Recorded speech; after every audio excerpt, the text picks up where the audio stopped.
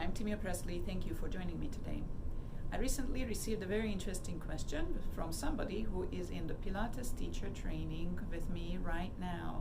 She asked me to talk about, you completed the Pilates teacher training, so now what?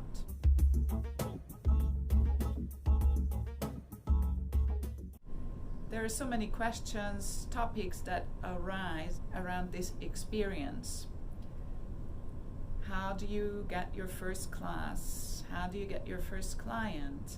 How do you provide the best possible service to them so that they feel that their path to well-being is being well supported? I thought that a good way to answer this question, or at least start answering this question, is by sharing my own story. I was in professional dance training in the late 90s, early 2000 in Budapest and then later in Berlin, and this is where I met Pilates.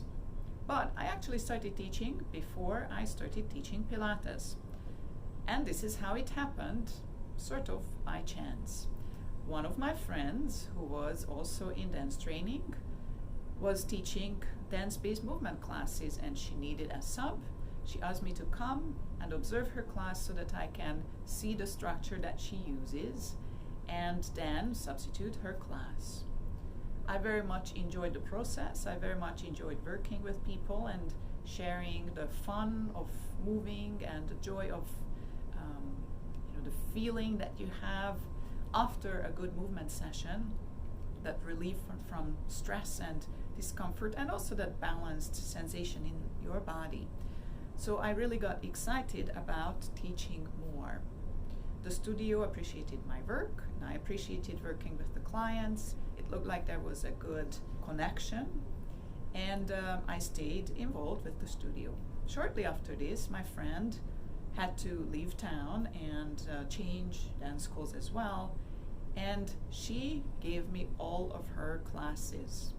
I took all those classes, and I also said yes to every single teaching possibility, teaching opportunity in that studio, to every substitution opportunity, to every new class that was offered to me. I simply accepted. And this way I was in dance training all day and then teaching in the evening, and I gained some experience. What I also gained in this time is a lot of insight about what I should learn at this point. So I was looking for a method that would help me to create classes that are more suitable for these non-dancers' bodies, but also answer some of my questions about my own body, my aches and pains, especially because I, at this point, transitioned into teaching full-time. And this is when I stumbled upon Pilates. When I completed the Pilates teacher training, I had the same question. Now what? I really wanted to move on to teaching exclusively Pilates-only classes, but this was in the early 2000s in Europe, where there wasn't a lot of Pilates yet at all. I think that it has to do with the trademark lawsuit that went on and lasted till about 99 or 2000, I can't remember. And this is when some Pilates started to come back into Germany. This is where I was staying in that time. In that time, there was only one Pilates teacher training that was available, not in Berlin. I had to travel to a different town and take the classes there. There were a handful. There were 2-3 Pilates studios in entire Berlin, and some dance studios offered mat Pilates. This is where I took Pilates, most of my Pilates sessions. And so as a result, Pilates was not very well known. So it was actually difficult for me to go out and say that, here I am, I'm a Pilates instructor, please come and hire me, because people didn't yet know if Pilates will be a good thing, will be a big thing, or nobody will like it. I also felt that some of the studios had the fear that because I'm teaching this unique, at that time, method, I might be dangerous for them, because if people like it, they might be too attached to me and my classes, so that can sometimes be a danger. And I had a lot of questions. I started incorporating Pilates into my own group classes, dance-based group classes, so I had a lot of fun with that. But I was looking for something more. And this is when I heard that my Pilates mentor was planning to open a Pilates studio in my neighborhood. And I offered her to join her and help her with this. She accepted the offer, and for months we worked together on this project. Something changed in her life and she had to move on to a different project, but by then I was so invested in opening a Pilates studio that I simply couldn't stop, and I went ahead and opened the studio by myself, which I then had for a couple of years. I probably wouldn't have been brave enough to start the project on my own, but I am happy that I ended up doing this project because I learned a lot. It was fantastic to build the groups, to see people change, and to see people feel healthier and more confident.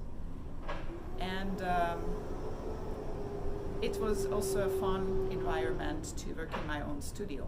Now, even during this time, I always kept at least one class outside of my studio, because it was interesting to be involved with other places, other studios, see what need is there, what people are looking for in other places, and how different studios build their own programs. Then I moved to the US, and in the US, my first teaching position was in a yoga studio. I also started to manage that yoga studio.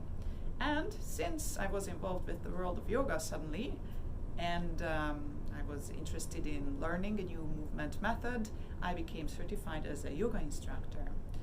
I started yoga, Pilates combination classes, and also started to introduce Pilates in the world of yoga.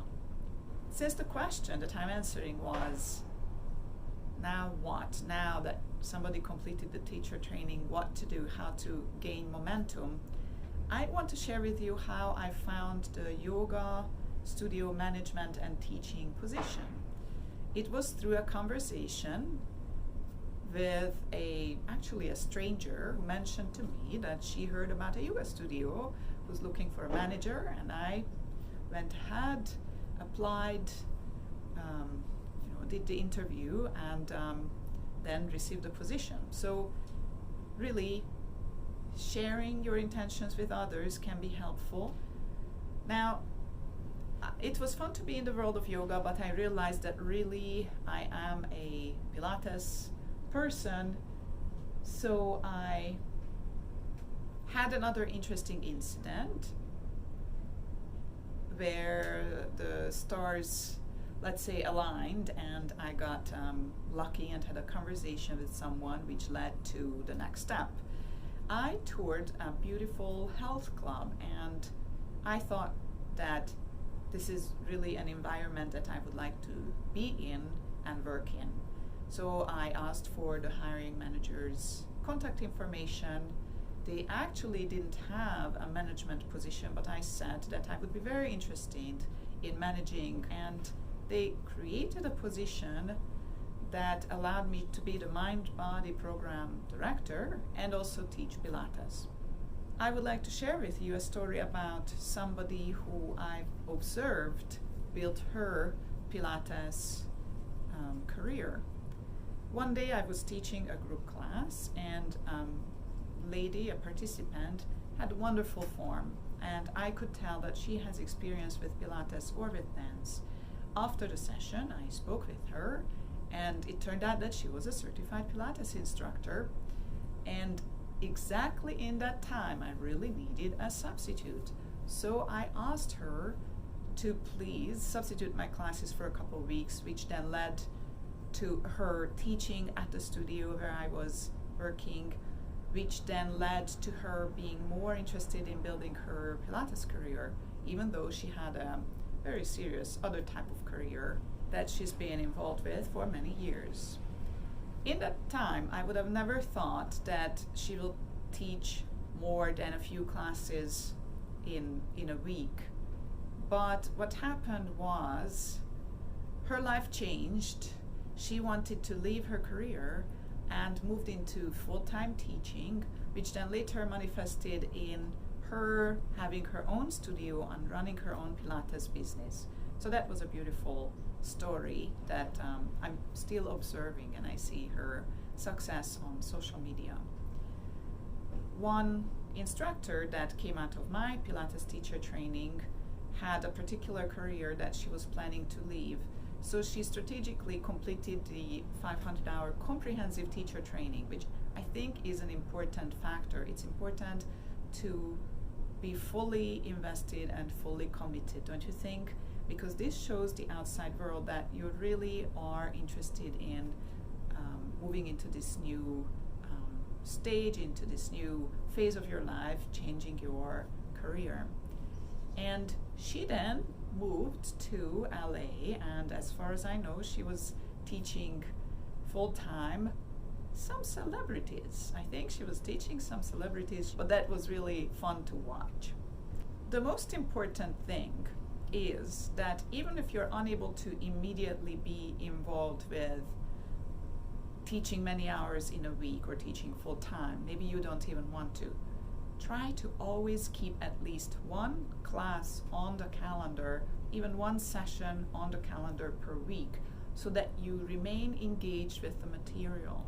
You want to stay engaged with the material and continue working on preparing classes, keeping your mind busy with trying to understand transitions, alignment, proper flow,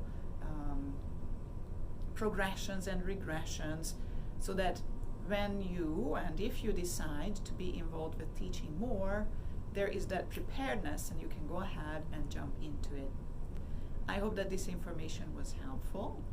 If you're interested in private sessions or Pilates teacher training, please contact me through my website, presleypilates.com. Thank you, and I look forward to seeing you next time.